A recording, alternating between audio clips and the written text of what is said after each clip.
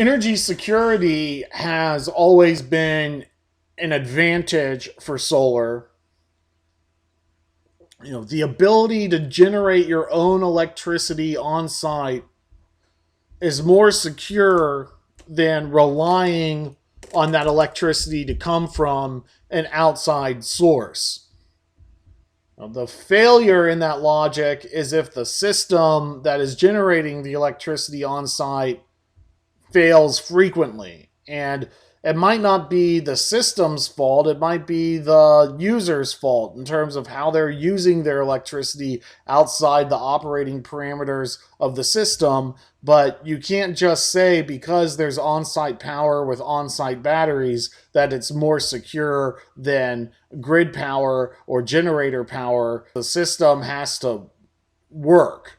And right now, that's a problem because customers don't really have the money that they need to transition their homes to full house off grid, but they're seeking, full house off grid energy security options.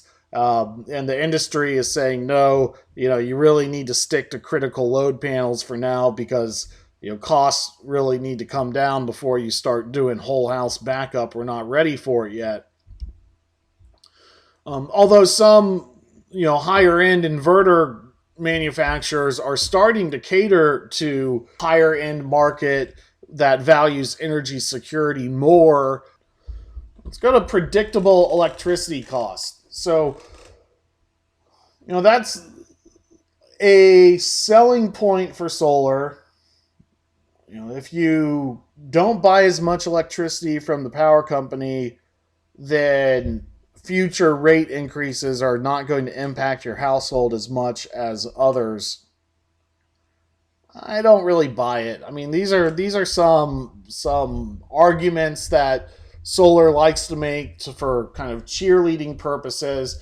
The problem for many customers is they're on monopoly electric grids where they don't have any control of their policy. If they don't like the policy of their current electric provider, they don't have the choice to seek out another one. They don't have the competition for, providers to cater towards, that one customer who uses some electricity but not a lot from the grid. And so solar homeowners electric policy could change, especially when we're talking about a period of 20, 25 years or longer. So while there is an element of having predictable and stable electricity costs to a facility, it does complicate things when the system economics are predicated on the fact that that electricity has to be sold back to the grid. So a commercial facility achieves more predictable and stable electricity costs than the residential facility. But because no customer can really know what their long-term electric rate schedule is going to be, we still have to seek out shorter term as opposed to longer term system paybacks so that our customers don't get into pickles down the road. Solar is simple to design and install. Solar is electrical work.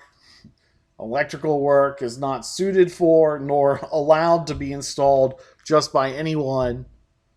The roof has, very high, if not the highest source of deaths in construction.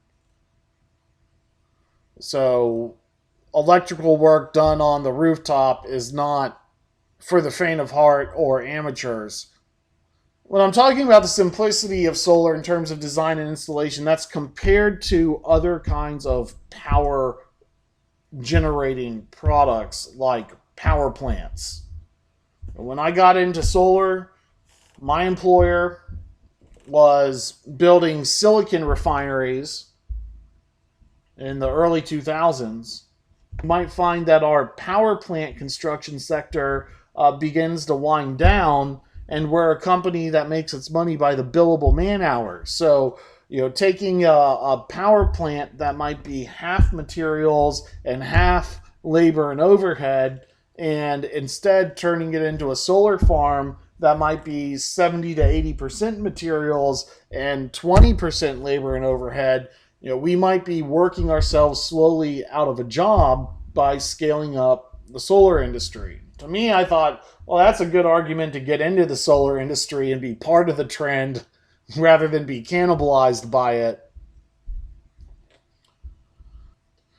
And so it is something that a building designer who's never designed a power plant before can get into and roll up his sleeves and figure out and successfully implement, as opposed to an architect saying, I'm going to design and build a nuclear power plant. That requires a much larger team. Environmental impact. Solar is better for the environment than fossil fuel based energy technologies. It's not a real controversial point, or at least it shouldn't be. Yes, there are downsides to the supply chain for solar. The industry hasn't really figured out recycling yet. Batteries require their own recycling challenges. By and large, solar is a green technology, and there are customers who look at longer paybacks and still greenlight the project because of the environmental benefits. I've had a customer look at solar and say, I do care about the economics, but I know they're really not good in my area, and I'm fine with a long-term payback because I'm also doing this to leave some of it behind for my kids. So I can generate the electricity I use so that electricity does not have to be taken out of the ground, but can stay there.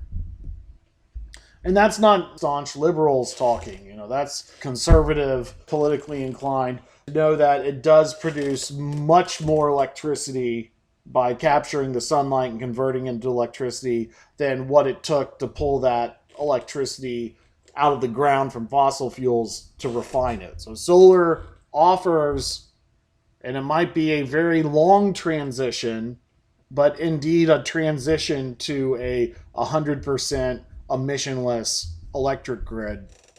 Here is talking about energy security. Here's a solar inverter that comes with an EMP hardened shell so that the electronics would not get fried during a solar flare or nuclear blast. So, there are some solar inverters on the market, manufacturers that are catering to the most rugged level of environmental preparation.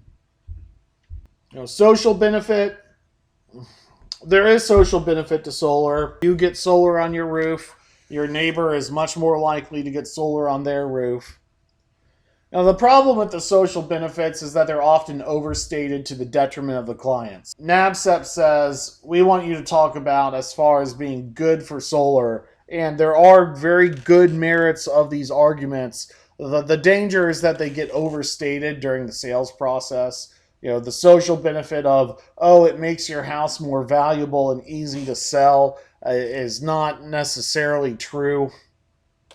Just because you put a $20,000 solar array on your roof and it's going to save you $40,000 of electricity over the course of its lifetime doesn't mean that a new home buyer will make the same decision you did. And most likely they won't. And so most likely if you put a $20,000 solar array on a home and have to turn around and sell your house, you're only going to get $10,000 of added value for it. The social benefit of solar, making new home buyers more excited to buy your home, may not translate into the economic benefit of recouping your investment as soon as you sell the house.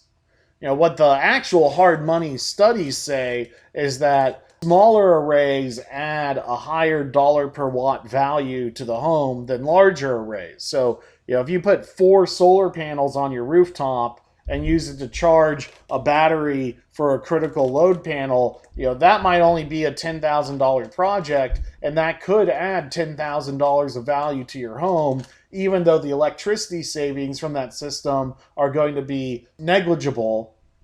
Whereas you put a $20,000 10 kilowatt batteryless system on your home, and you might get a 10 to 12 year payback on that, but it's going to take you 10 to 12 years to get that money back. And if it comes time to sell your home and you're only halfway through, you might get all your money back. If you're only 1 year into that process, you might not get, half your money back. So, you just have to be careful overstating these like non-monetary benefits of solar. Yes, it's good when you're selling an off-grid or battery system to say, well, this is what the price of the generator would be, and this is what the cost of the gas would be, to try and put some dollar signs onto these non-monetary benefits.